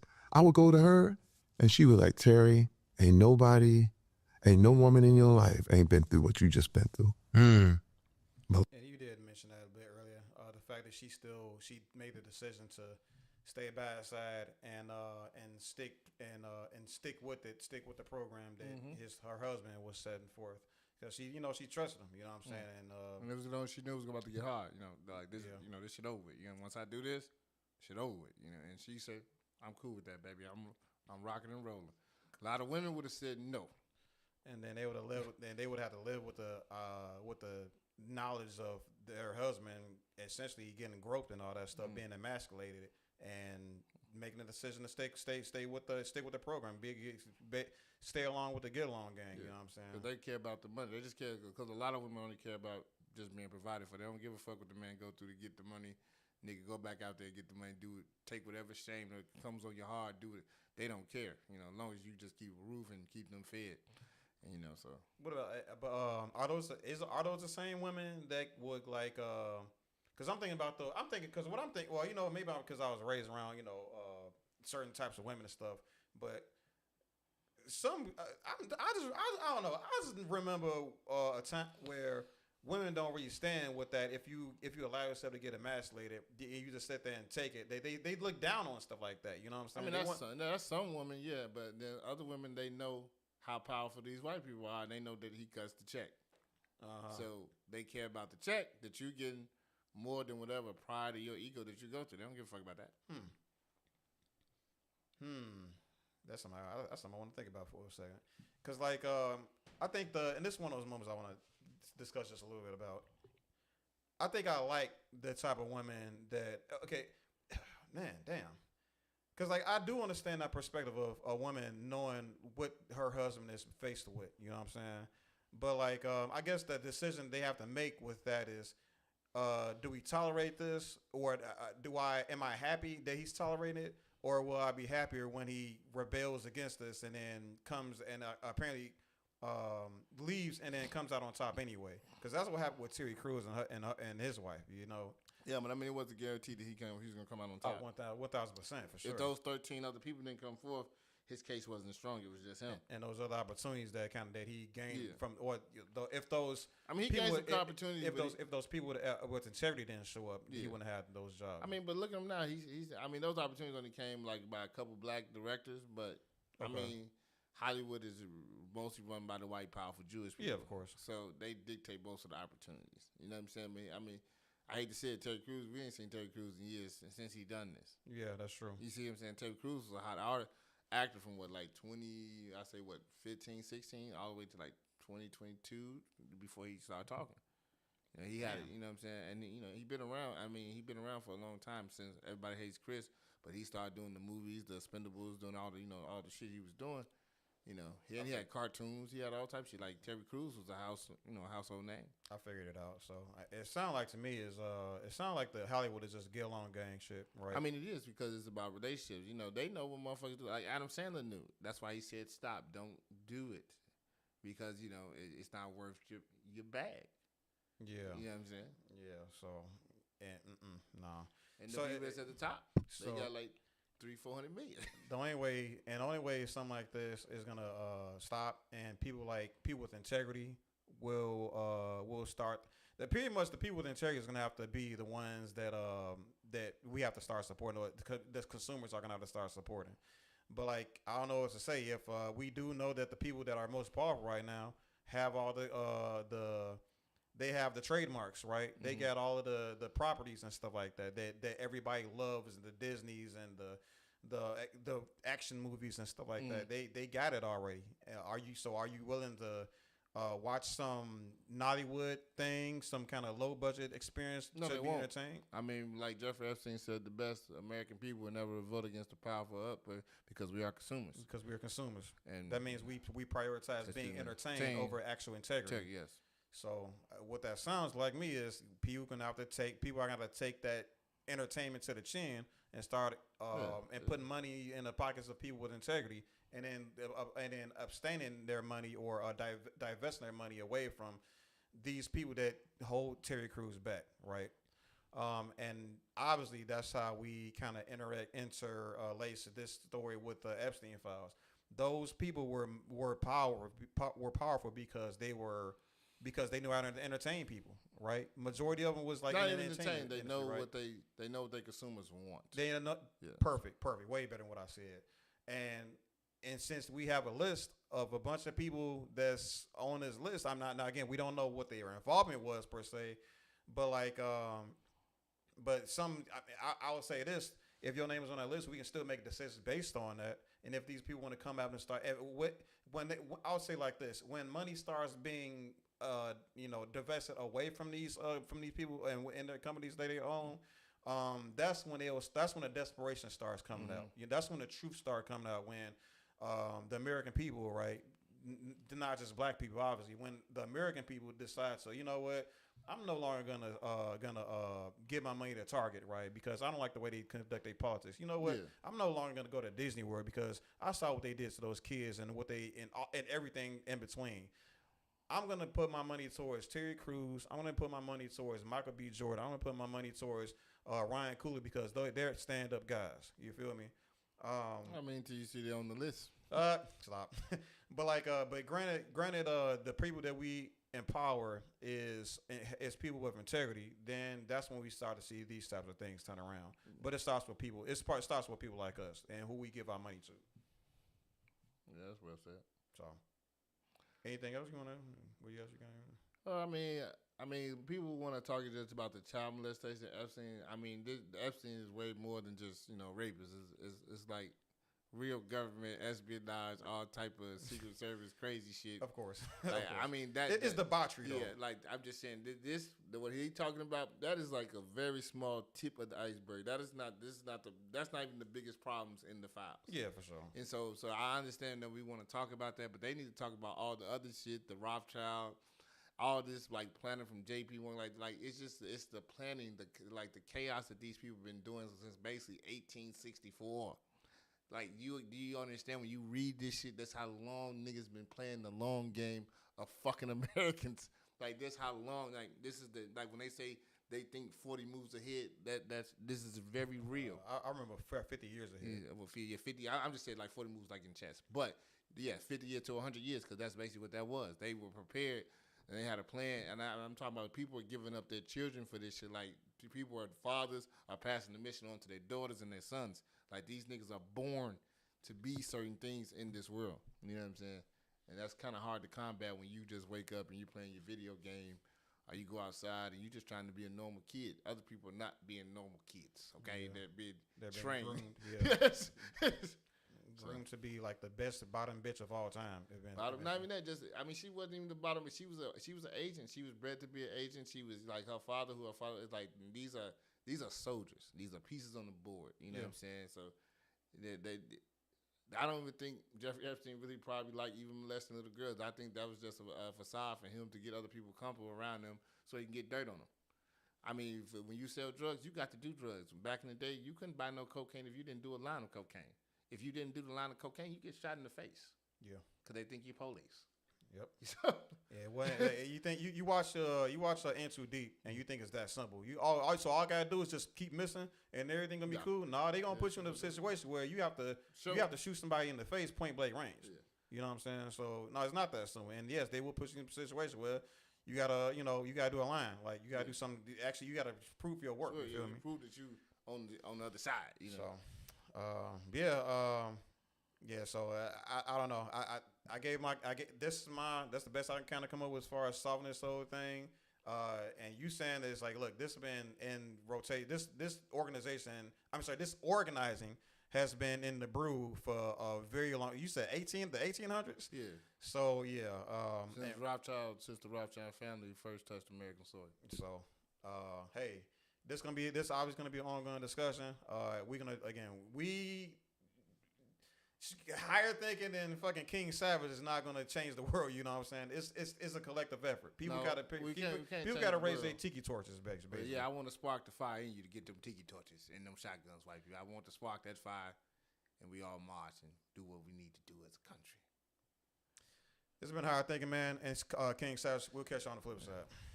So this next part, go and stretch your legs, man. You was doing good last time, man. All the way. Let me see.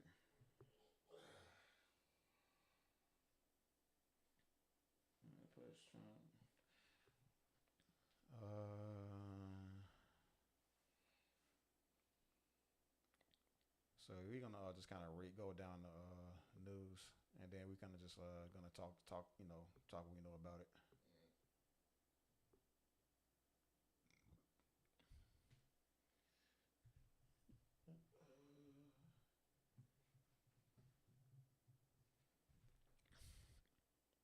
You taking 5 for everybody? You're gonna take 5 for a second.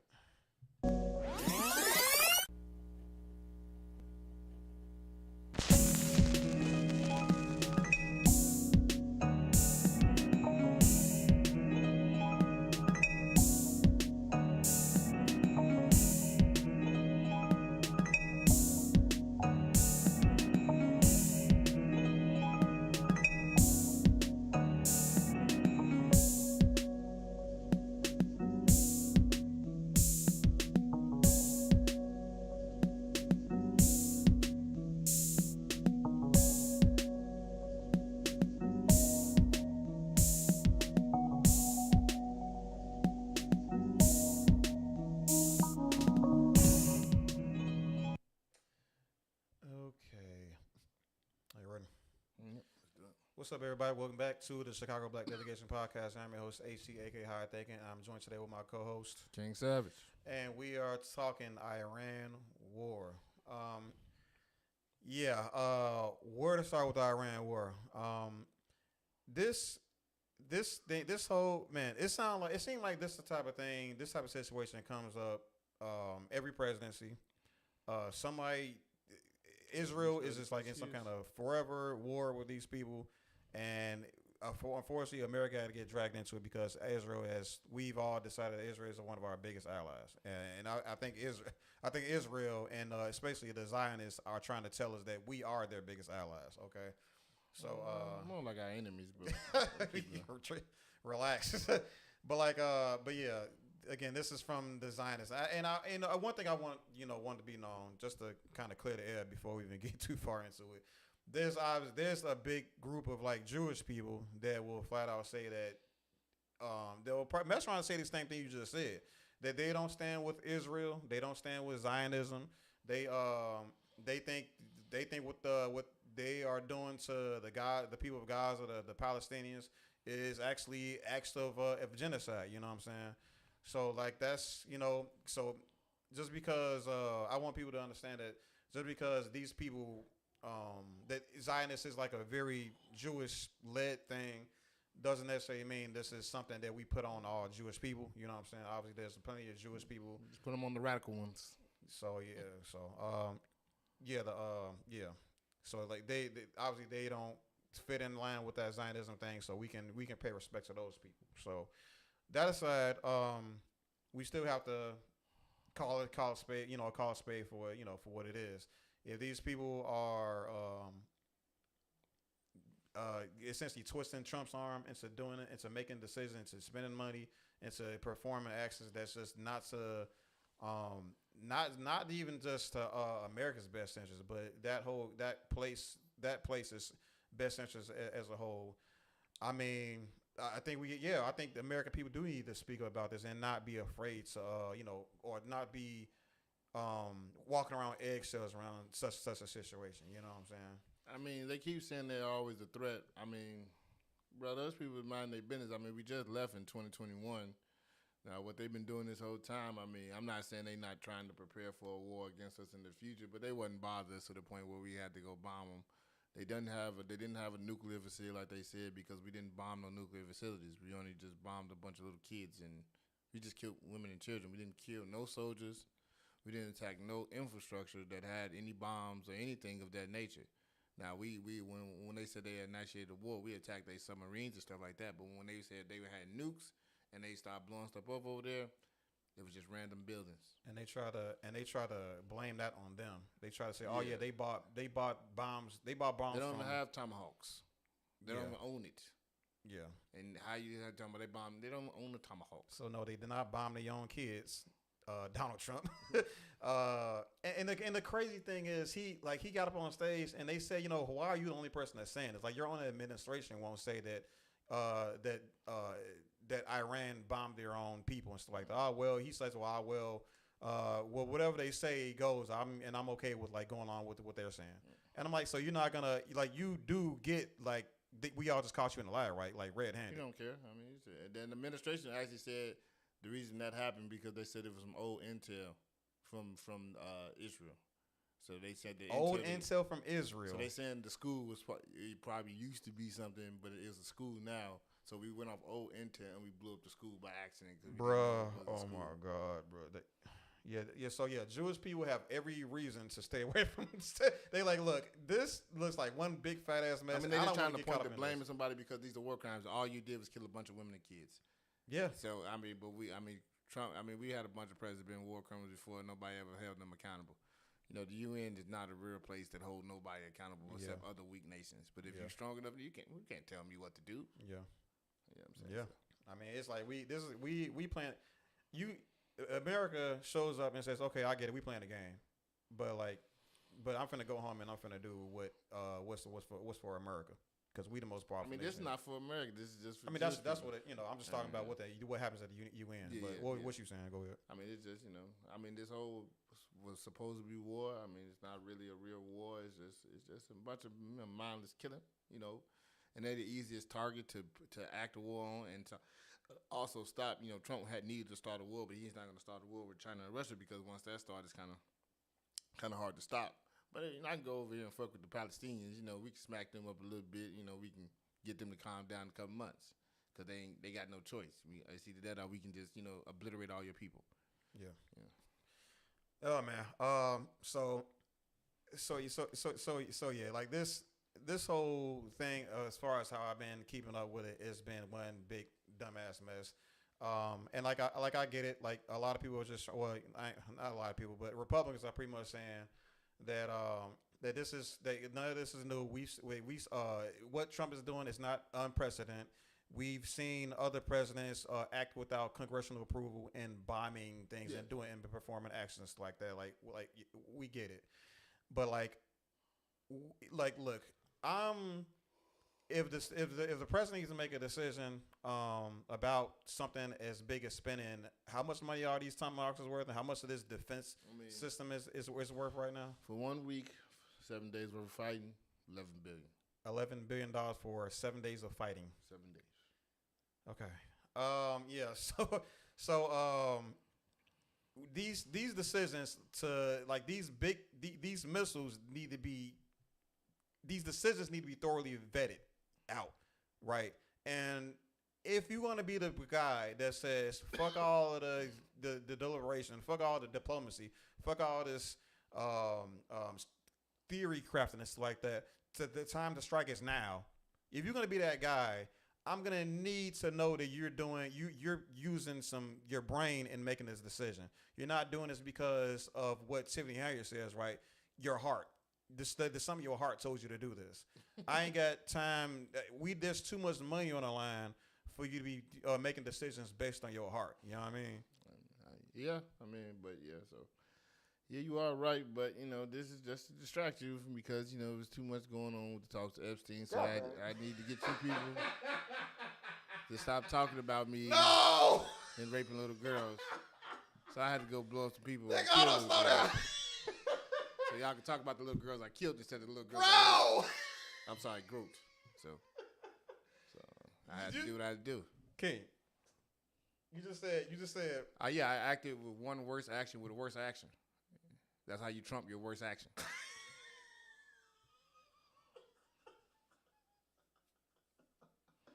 I was not ready for that shit. Okay, all right. Okay, you know what? I can't add nothing to that. We're gonna just make that. I'm not gonna add anything to that. You did that. So otherwise, as far as where are we at now with this whole situation, right? I mean, they lied and said that they were gonna sit down at the table. There was no talks about sitting down at the table. They said they ready. They've been waiting 30 years to get busy, and they've been preparing. And you can tell by the way how they're fighting now, because how they used to fight us back in the day, they're not fighting us the same way. They're attacking our global infrastructure and how we make money. They're not trying to attack fucking L.A., California, New York, or Chicago. Y'all can think that all you want, but we're going to fuck with your money, your network of money. And that's working. You know what I mean? You have Saudi Arabia and, was it Kuwait, talking about taking over $2 trillion out of stocks and bonds from the United States. Therefore, that increases our debt by another $2 trillion because they don't want to circulate money because of the war and things are going on over there. And they're also trying to attack our AI infrastructure around the world, and that's the only thing that's bringing our money in. So they're not trying to technically, per se, kill you with a missile or a rocket, but they're trying to cripple you financially so you would die from the inside out. Make the body eat itself. Make the body eat itself. What's going to be the first thing that's going to happen when people realize that they don't have enough money to? I mean, you're going to turn to a third world country, and you're going to see how 140 million people turn into savages. Yeah. So when they say they was waiting to enact this plan, they've been devising for a long time. They've been angry. They've been hungry. They've been under our thumbs or their thumbs. I'm not part of this. Black people ain't part of this shit. Yeah, y'all. These administrations. We are part of it. We gonna get caught up in the crossfire 1,000%. But like the people that's been making the decisions that's been running the show, this Democratic and Republican black Party. People are in the Democratic and Republican Party, and they also help kill those same people. We are a part of it. They just try to act like we're not a part of it. We are American citizens. We do what's good for America. I said the people that make the decisions. And I said, and black people are a part of the Democratic and the Republican Party. Barack Obama killed way more Muslims than Trump has. He killed way more women and children. That nigga Kenya, man. Who? He Kenya, man. Fuck. He claimed himself to be an American smooth black nigga. He tried to claim to act like an NBA nigga. But at the end of the day, he's still a black American. He killed these people. You know what I'm saying? Yeah, I need them to make. I need them to make those distinctions. They look at me. They look at other people on the show. They like, nah. They just fight the battles. But like, we know who the real. We know whose blood. We know whose head we need to collect. I need y'all to make those decisions, Iran. But jokes aside, yes, obviously black people are very much so proud of.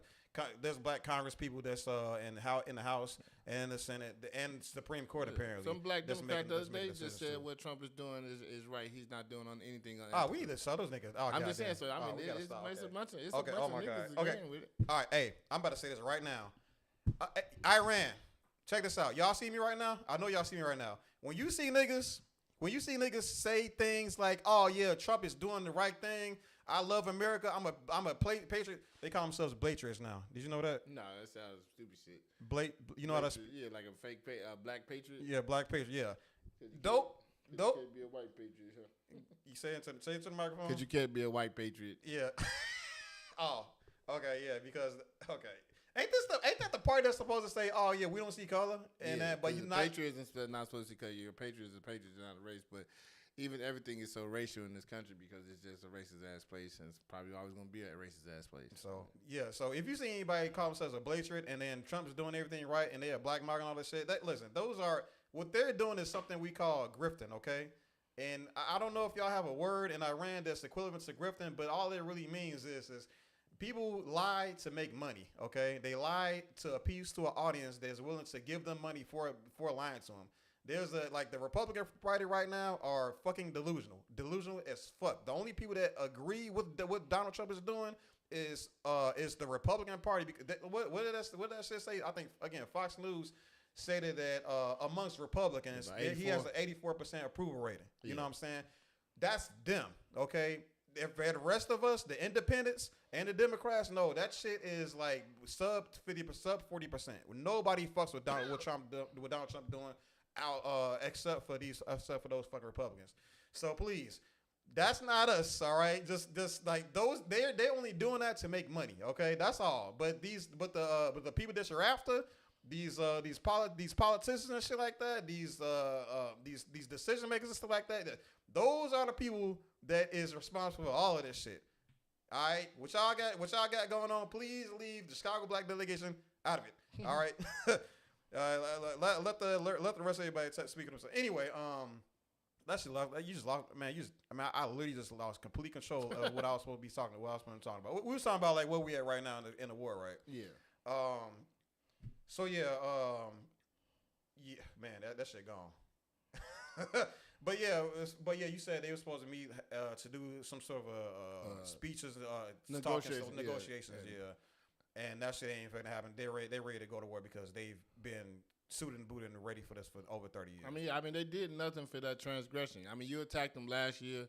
You blew up all the nuclear bases where you said they had nukes at, and they took that on the chin, and nothing happened after that. You know what I'm saying? Then you come back with the same rhetoric in the beginning of the new year, talking about, I'm about to, and they like, bro, what the fuck you talking about? You already destroyed all that shit anyway. And now you just killed a bunch of women and kids. So you didn't, fuck it. We have to fight because you just killed a bunch of women and kids. Ain't that crazy though? It's like because like some people can make a case, a moral case for attacking my defenses. Like you can say, oh, we're trying to be the world peace guys. I mean, it's delusional as fuck. But like people, you can try to spin it as some sort of moral dilemma, moral intervening and stuff like that. Mm-hmm. Now you just bomb some kids. So now you like, okay, now you just not like, nigga, you took my gun. Okay, sure, whatever. If you promise to be peaceful and you're just afraid of me being rebellious, fuck it. It is what it is. Then you took down one of my relatives. Yeah, for no reason. For no reason? Because okay, so like nigga, like what happened? On the EP file. It's not now because now I feel like you're taking my weapons away so you can further your imperialism on my soil. Yes. You know what I mean? Yeah, I mean that's true, but they know this ain't have nothing to do with anything. They know this is supposed to just be a distraction for the Epstein files. They know what's going on. Why keep doing that to me, man? I mean, they do it every day. They say your president's just mad because he's on the Epstein files, and that's why he shot us with a rocket. Fuck. So I was Republican. I was white white Christian nationalists, WASP, Republicans, conservatives weren't so fucking racist. The only reason this is even happening is because they didn't want to vote for the fucking black lady, or Jamaican, or Indian. I don't care what the fuck color she is. Just all y'all niggas had to do was pay attention to what the fuck they was talking about. I mean, they said that she was gonna start the war. And look, your fat boy Donald Trump, he started the war after we just left. We lost billions of dollars leaving. Now we just come back to spend more billions of dollars after we left all that shit over there that made them tougher. I don't get that shit. Like, we just wasted money twice, like a lot of money. And then they say they ain't got no money for your health care. They ain't got money for this, but they do. And American people are so fucking stupid. Y'all rather y'all tax dollars be used for war than to fucking help you. And I don't get that dumbass shit, man. Yeah. So right now, Donald Trump is basically like lying, stating that he gets fatter like Pinocchio. The more he lies, the fatter he gets. That's insane. But yeah, he's lying about what it says. It says Iran is ready to negotiate a ceasefire, but he's not ready to make a deal. Yeah, and then Iran, our leaders in Iran basically said that no, there's none of this. This not a thing, basically, right? So, but yeah, as far as I don't know, man. It's one big stupid ass fat orange mess. You know what I'm saying? I was concerned when I watched the State of the Union last year, and I think the question I asked was, is this going to be a golden age or is it really going to be an orange age? You know, and I watched this year's what's the name State of the Union, and all that nigga did was lie, and I'm like, okay, yeah, orange age confirmed. You got anything to add to this conversation? Not at all, man. Just stop believing in the Florida orange guy, man. And stop using God all the time for y'all evil, please. Y'all ain't got nothing to do with this, man. It's just y'all being evil. You said Florida orange guy? Yeah, the Florida orange guy. We'll catch you on the flip side, man. It's the Chicago black delegation, man. All right, good shit. You gonna do the orange? You gonna do the green screen thing, man?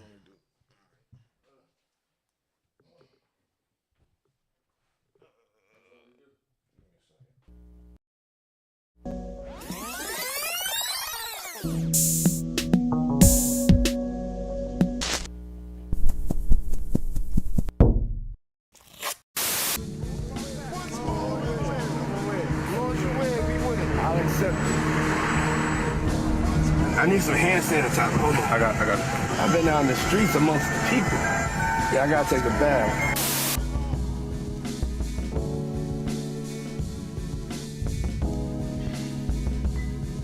She was on TV. As the king's brother, you should have been first in line. Well, I was first in line until the little hairball was born. That hairball is my son. Is that what you were trying to get for? Trying to get.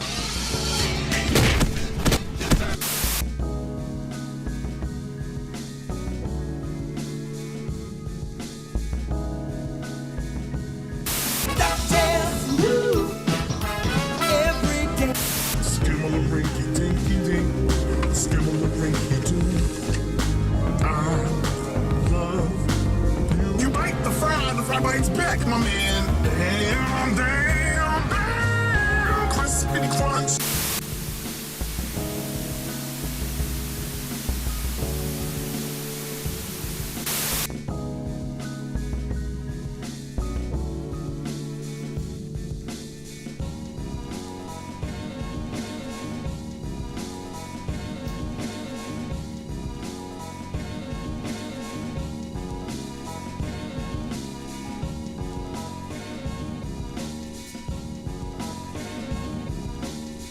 Let me put my mind on something that'll motivate me to manifest.